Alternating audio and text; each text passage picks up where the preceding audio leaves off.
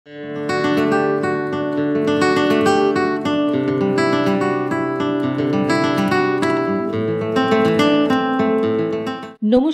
কেমন আছেন সবাই? আশা করি সবাই ভালো আছেন।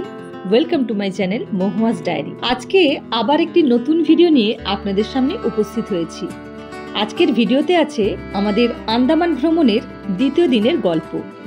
আন্দামান ভ্রমণের প্রথম দিনের গল্প যদি আপনারা দেখে না থাকেন তাহলে ডেসক্রিপশন বক্সে আমি লিংক দিয়ে দিয়েছি, চাইলে আপনারা দেখে নিতে পারেন। আজকে প্রথমেই আমরা যাব ফ্ল্যাগ পয়েন্ট, তারপর রস আইল্যান্ড মানে নেতাজি সুভাষচন্দ্র বোস আইল্যান্ড এবং সবশেষে যাব নর্থ বে আইল্যান্ড বা কোরাল আইল্যান্ড। কোরাল আইল্যান্ড থেকে ফিরে আমরা পোর্ট ব্লেয়ারে আজকে কয়েকটা সাইট সিনও করব।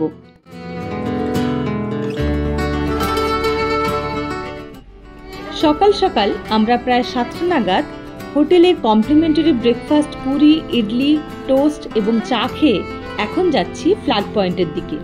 ঘড়িতে এখন বাজে 8:30।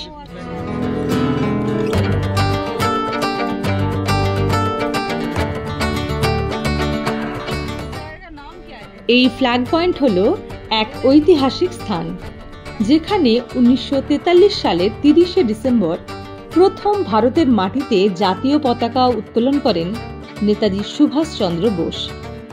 এই ফ্ল্যাগ পয়েন্টটি তিরঙ্গা পাট নামেও পরিচিত। এখানে 150 মিটারের উঁচু একটি পতাকার স্তম্ভ আছে, আর জায়গাটা অসম্ভব সুন্দর। এখান থেকে ভিউটা জাস্ট অসাধারণ। দূরে ছোট্ট ছোট্ট আইল্যান্ড দেখা যাচ্ছে, আর এই যে 1943 লেখা আছে এর উল্টো দিক ওই যে দেখা যাচ্ছে, ওই দ্বীপটা হচ্ছে রস আইল্যান্ড বা নেতাজি সুভাষচন্দ্র বোস আইল্যান্ড। আজকে আমরা ওখানেই যাব একটু পরে। আর যেহেতু দুদিন আগে এখানে সাইক্লোন হয়েছিল বা সাইক্লোনের প্রভাব ছিল, তাই এই মুহূর্তে এখানে মানে ফ্ল্যাগ পয়েন্টটিতে পতাকা নামানো আছে। আর এই দিকে একটি রয়েছে কৃষ্ণ মন্দির এই ফ্ল্যাগ পয়েন্টেরই পাশে, চাইলে আপনারা এটাও দেখে নিতে পারেন। আর এখান থেকে জায়গাটা দেখুন, অপূর্ব সুন্দর।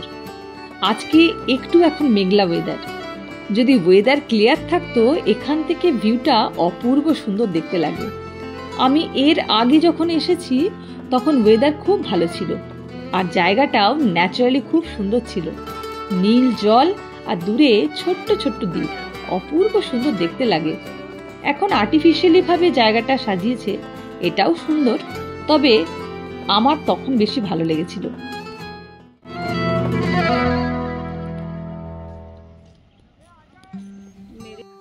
এরপর আমরা যাব রস আইল্যান্ড। তো এখন চলে এসেছি মেরিনা পার্কে। এখান থেকেই আমাদের স্পিড বোটগুলো ছাড়বে। এই একই স্পিড বোটে চেপে আমরা রস আইল্যান্ড থেকে নর্থ বে আইল্যান্ড যাব এবং তারপরে নর্থ বে আইল্যান্ড থেকে পোর্ট ব্লেয়ারে আবার ব্যাক করব।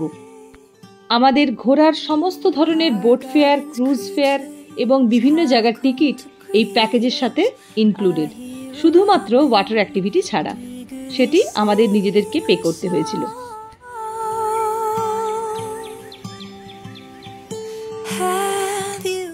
অবশেষে আমরা অনেকক্ষণ অপেক্ষা করার পর বোটে উঠে পড়লাম এবং আমাদের বোটও ছেড়ে দিয়েছে রস আইল্যান্ডের উদ্দেশ্যে।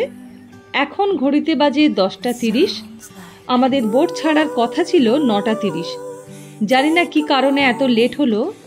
ওরা বলছিল কিছু টেকনিক্যাল প্রবলেম, আবার কেউ বলছিল তেল শেষ হয়ে গেছে। যাই হোক, যে কারণেই হোক অনেকটাই লেট হয়েছে আমাদের বোটের নাম হলো হোয়াইট প্যারট। এই হোয়াইট প্যারটই আমরা আবার ফেরত আসবো এবং এতে করেই আমরা নর্থ বে আইল্যান্ড যাব।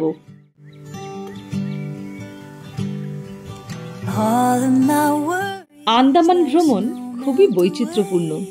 কখনো পাহাড়ি রাস্তা, কখনো জঙ্গল, কখনো সমুদ্রে এক দ্বীপ থেকে অন্য দ্বীপ, বা কখনো ম্যানগ্রোভের জঙ্গলে একাকী হারিয়ে যাওয়া।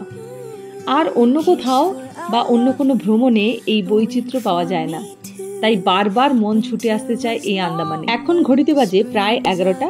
আমরা রস আইল্যান্ডে 1 ঘন্টার মতো থাকবো, তার মানে 12টার সময় এই বোটে আবার ফিরে আসবো। অবশেষে আমরা পৌঁছে গেলাম রস আইল্যান্ড বা নেতাজি সুভাষচন্দ্র বোস আইল্যান্ড। এই দ্বীপটি মূলত ঐতিহাসিক ধ্বংসাবশেষ এবং প্রাকৃতিক সৌন্দর্যের জন্য বিখ্যাত।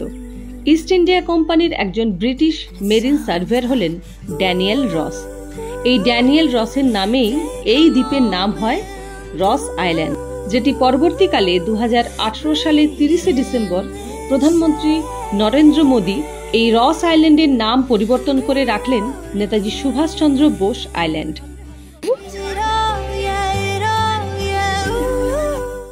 এই দ্বীপটিতে নামার সাথে সাথেই আপনারা দেখতে পাবেন প্রচুর হরিণ এদিকে ওদিকে ঘুরে বেড়াচ্ছে।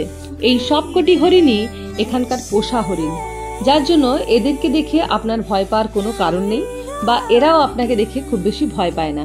এরা শুধু একটু খাবার খেতে চায়, কিন্তু খাবার খাওয়ানো নিষিদ্ধ। খাবার খাওয়ালে কিন্তু জরিমানাও হতে পারে। তোমার পোষা এটা? ভয় লাগছে না? ভয় লাগছে না?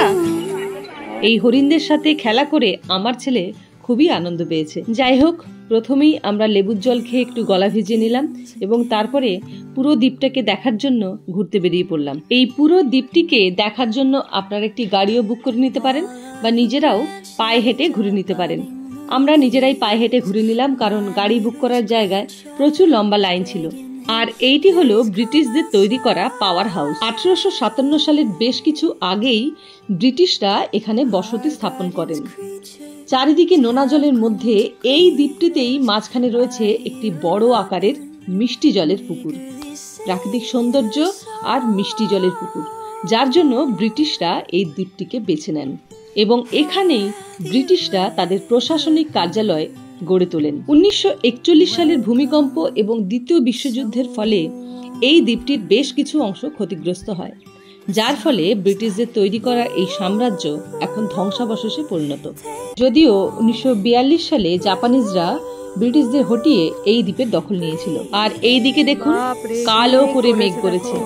কিছুক্ষণ পরেই মনে হচ্ছে ঝেঁপে বৃষ্টি আসবে, তাই সময় নষ্ট না করে আমরা এগিয়ে চললাম সামনের দিকে। একে তো আমাদের হাতে সময় কম, কারণ আমাদের বোট এখানে অনেক লেট করে এসেছে। তারপর গাড়িও বুক করতে পারিনি, হেঁটেই দেখতে হচ্ছে। আবার তার উপর বৃষ্টির ভ্রুকুটি। আসলে আন্দামানের ওয়েদারই এইরকম, যখনই মেঘ দেখা যায় কিছুক্ষণ পরেই বৃষ্টি শুরু হয়ে যায়। যাই হোক, হাঁটা পথে যেগুলো সামনে পাবো সেইগুলোই এক ঝলক আপনাদের দেখাবো। ভেতরে গিয়ে সবকিছু আজকে আর দেখানো হলো না। আমরা এখন চলে এসেছি লাইট হাউসের কাছে। ওপর থেকে কয়েকটা সিঁড়ি ভেঙে নিচে নামতে হয়, আর এই জায়গাটা জাস্ট অসাধারণ। এই জায়গাটা চোখে না দেখলে বোঝানো অসম্ভব। দারুণ দারুণ। তবে লাইট হাউসের সামনের দিকে যাওয়ার রাস্তাটা এখন বন্ধ, হয়তো কোথাও ড্যামেজ আছে, কারণ রাস্তাটা তো কাঠের। এই যে দেখতে পাচ্ছেন, এখানে রাস্তাটা বন্ধ আছে। সামনের দিকে গেলে আরো সুন্দর ভিউ পাওয়া যায়। আগে সামনে পর্যন্ত যেতে দিত, আর ওখান থেকে ভিউটা দুর্দান্ত দেখতে লাগে। যাই হোক, কি করা যাবে, কিছু করার নেই। তবে রস আইল্যান্ড এলে এই জায়গাটা অবশ্যই একবার ঘুরে দেখবেন, দারুণ লাগবে।